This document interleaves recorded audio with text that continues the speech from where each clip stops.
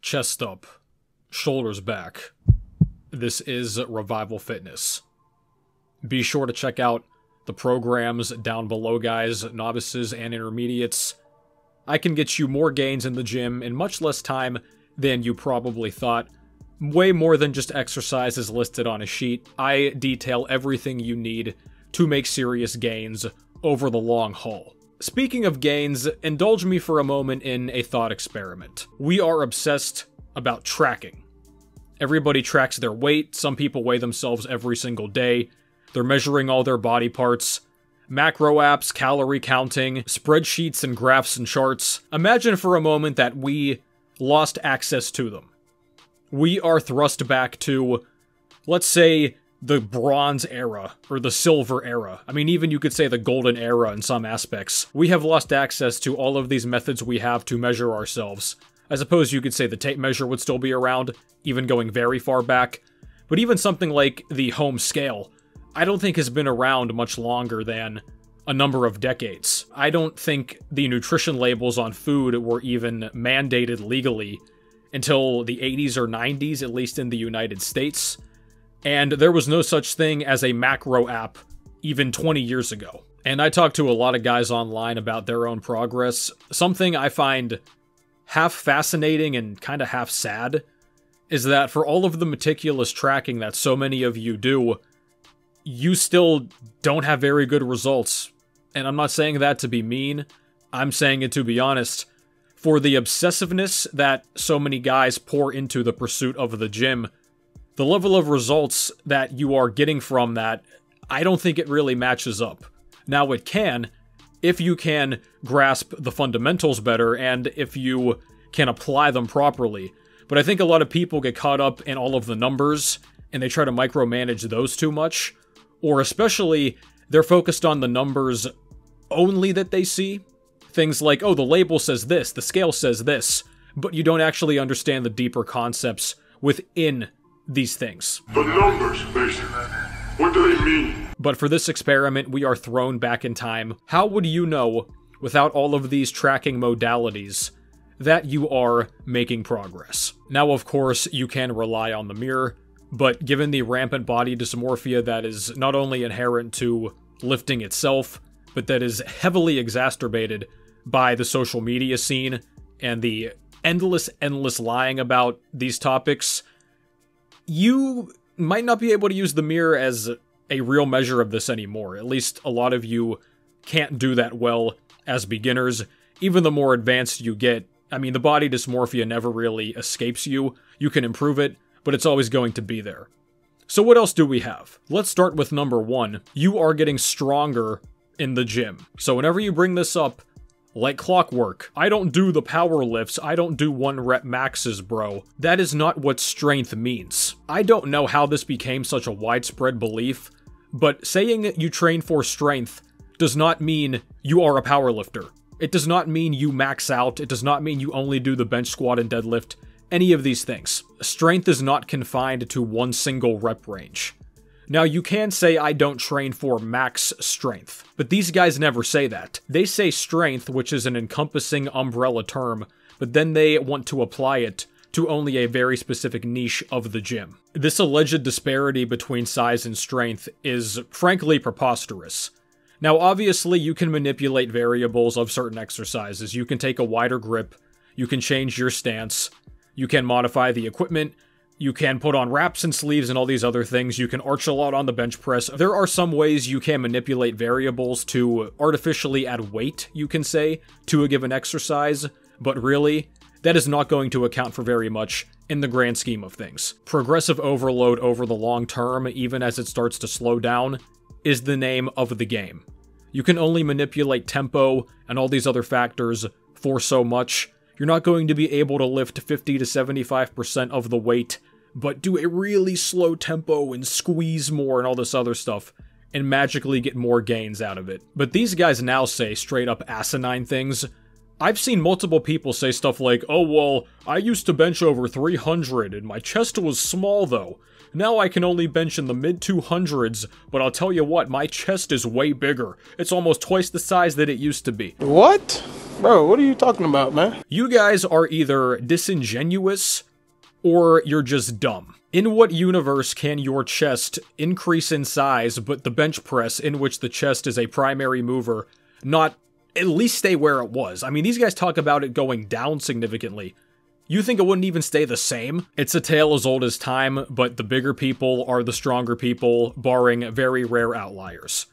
So even if you had no access to mirrors for the rest of your life somehow, if you're adding weight to the bar, to the dumbbells, to the machines, whatever else, even if you're more advanced and it takes a longer time, even only adding a rep or two over the span of a month, as you get very experienced, if you're making progressive overload happen in some form, you are getting stronger, ergo, you are getting bigger. Even Mike Menser, who is known as the crazy intensity guy, he was talking about this back in the 80s. When a person grows stronger week to week, it is proof that there is a positive change taking place inside of his muscles. A muscle growing stronger can't be exactly the same muscle. If it were exactly the same muscle, it would be limited to lifting exactly the same weight. And he's absolutely correct. I don't know what it is about these hypertrophy cells. I think a lot of them just have this innate desire to always be different because they have no personality otherwise. But they believe that lifting as light as possible to get as big as possible is really virtuous or a challenge you must undertake or cool or something. It's not. It's really lame. And I think they do this because a lot of you watching are novices, so you're just generally not strong, and it makes you feel better. Like, hey bro, you want to look like me, right? Well, check it out, I can lift weights closer to your level. And go ahead and try it out for yourself, man. Let me know how it goes. Now that goes into number 2, and this is something that we all have experienced. You probably don't believe it, or you're very skeptical of it. So after a while in the gym, people in your life will start to tell you that you look bigger.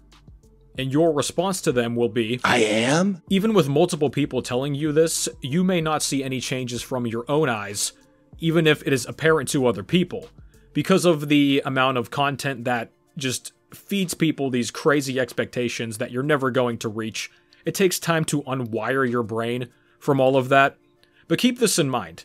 The people telling you you look bigger, whether it is family, friends, coworkers, your girlfriend, whoever, they are telling you that because it's a genuine reaction. I've talked about this before, but getting novice gains to the general population makes you stand out noticeably.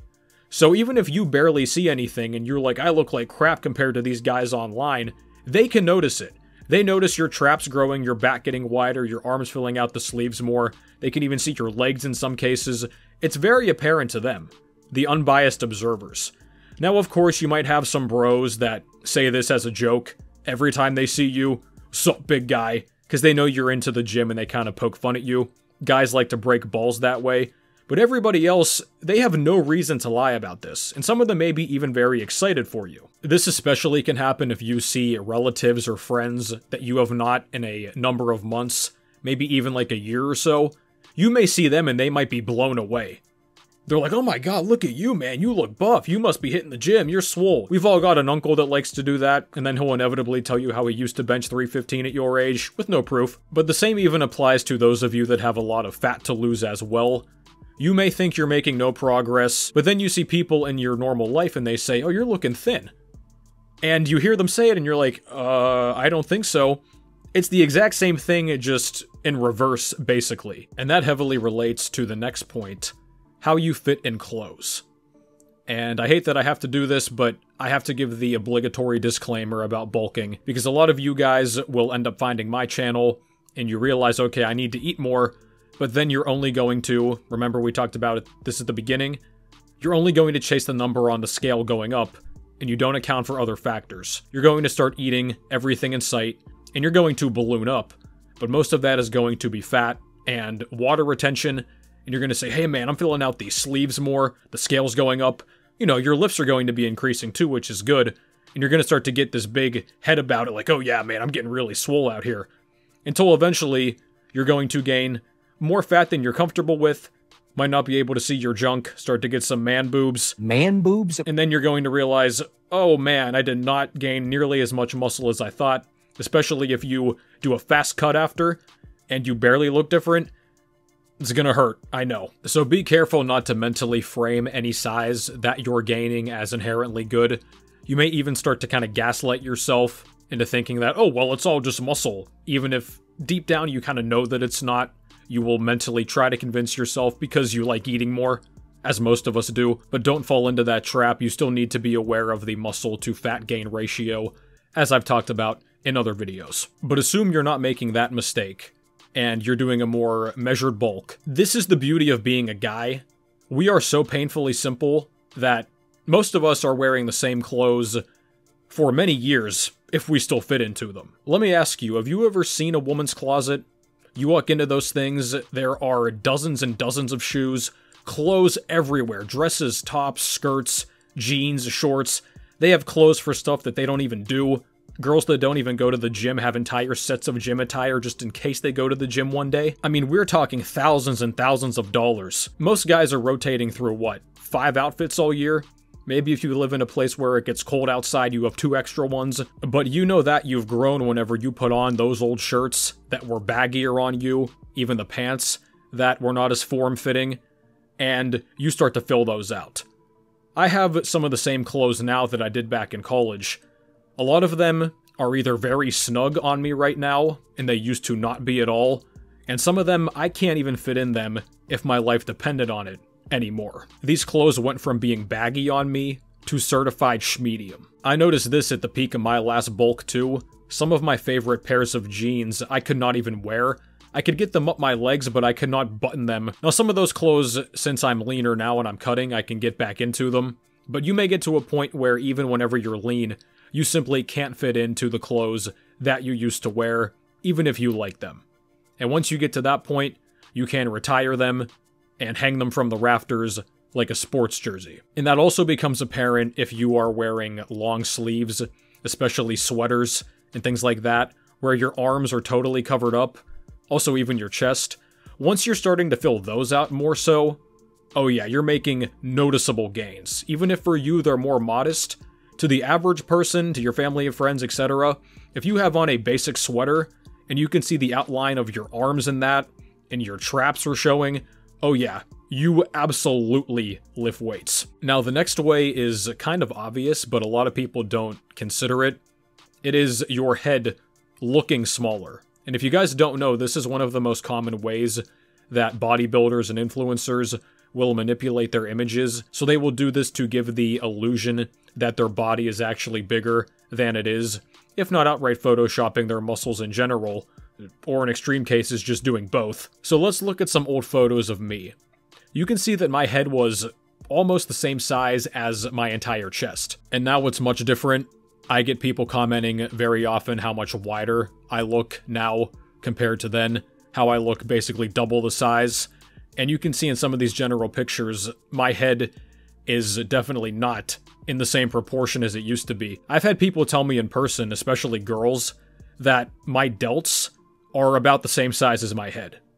And I think that's exaggerated a little bit, but I appreciate the sentiment. Your head's also going to look even smaller from behind whenever your back is fully visible. You see the thickness of the back and the silhouette of the shoulders and the traps, and then your head sort of sits atop it. So unlike whenever you are new and you have that bobblehead look, your body's almost more so going to resemble like a radio tower. And the head test is a quick way, even at a glance, to tell who the truly big people are in this space, versus the ones that look bigger on camera, but typically are just very lean. And I use Athlete X as an example here, because a lot of beginners think he's really huge and jacked, and he's got gains and he's extremely ripped. But you turn him to the side, he's a Ticonderoga pencil. He looks the exact same from every angle. You can even see here his head, like I was talking about. It's pretty darn big in relation to his body. The more lean guys that don't have a ton of size, they turn to the side, and their nose may be sticking out as far or even farther than their chest. And they don't have very dense backs or anything like that. The legit jacked people, the guys and girls that are yoked, their chest is going to stick out, it is oftentimes going to be roughly at the same distance or even farther than their stomach. Now, if they're higher body fat, the stomach is probably going to stick out a bit more, but you've got that chest shelf, and it is noticeably farther out than any point of your skull. Your back is going to stick out as well, especially the traps are going to sort of vertically lead up into your head. Your arms, especially the thicker that they are going to take up more space horizontally against your body. And don't discount the legs too. So a lot of times, even guys that have big legs, if you see them from the front or the side or any angle, and you can only see their calves, if you don't have genetically gifted calves, you could have giant tree trunk quads but normal size shorts on. People will call you a leg day skipper because they can't see it. But put that same person in compression tights, their legs are going to look huge. You can see the quad sweep from the side sticking out. You can see their glutes. There is shape to that. If you can see their hamstring muscles poking out whenever they're standing from the side, not even flexing their hamstrings, and you can notice that there's like a bump, that person is yoked. And that brings us to our last point, and this is something a lot of you may not have experienced yet, but you will one day, and it is very sweet when it happens. Big guys in the gym are going to ask you for a spot. And I'm not just talking about guys in general asking you for a spot, hey man, can you help me on the bench press, something like that. I'm talking whenever a guy that is obviously yoked, extremely strong, upper echelon of the gym, comes up to you specifically for a spot, when he could have asked anybody else. If you're in a general commercial gym, this may never happen to you just because there's nobody strong enough there to really warrant this happening. You might become the guy in that gym over time. But I remember the first time this happened to me. This was, I want to say roughly a year ago or so, in one of the powerlifting gyms I go to. I was just sitting there in between sets, and this guy comes up to me, he's like, hey man, can I get a side spot? Mind you, I didn't even totally understand how to do it properly, but you can't look like you don't know. So you're gonna be like, yeah bro, sure. I'm on one side, another guy on the other, one guy in the back, one guy on the monolift. I mean, this is like a 4-man spotting operation. That's how it gets whenever people get really, really, really strong. But this guy had to be squatting, had to be high 600, 700 pounds. I was trying to mentally count the plates on the bar as he was about to unrack it, and he finished the rep, all was good, we dap each other up, good job man, whatever. We had never spoken before that point, and he chose me, which means he noticed my gains. Because whenever you're asking random strangers for a spot, you're going to go by just their size. You have nothing else to gauge them on. And I'm at the point now, if I see him and his crew at that gym, they will routinely ask me for a spot if they need one, and I always go help them. That's one of the cool things about this. There's that camaraderie aspect. You know how dudes are, we could dap a guy up for years and never know his name. That's man, buddy, big dog, chief, G, boss, whatever you call him, no idea what his name is, and we don't really even care. But it's cool because you can talk to those guys who are very strong themselves, kind of pick their brains, see what they do. They'll give you advice. You also, if they're at the gym, you have a guaranteed spot now as opposed to having to ask some random person and worrying, are they going to interfere with the set? They probably will. Are they going to start assisting you with reps even though you didn't ask? Are they going to start weirdly touching you? That happened to me in a gym once. I was doing incline bench press and some guy I was talking to just started doing this thing guys do on the upper chest. He's like, do you feel it? I was like, bro, don't touch me. But the difference in experience and knowledge and the general atmosphere whenever you're surrounded by other very strong people versus the general commercial gym schmucks, it is a night and day difference. And of course, those big guys also know where to get PEDs. They might sell them out of their trunk. So if you want to join the dark side, now you can. But this has been it for me, guys. Thank you very much for watching. Be sure to get your program down below. If you want to get in direct contact with me about questions regarding your own training and eating, Patreon is the best way. You're also going to get lifetime Discord access there. Be sure to email me to inquire about online coaching and consultations, and use my links to save money on some other great products and services. And I will catch you guys next time.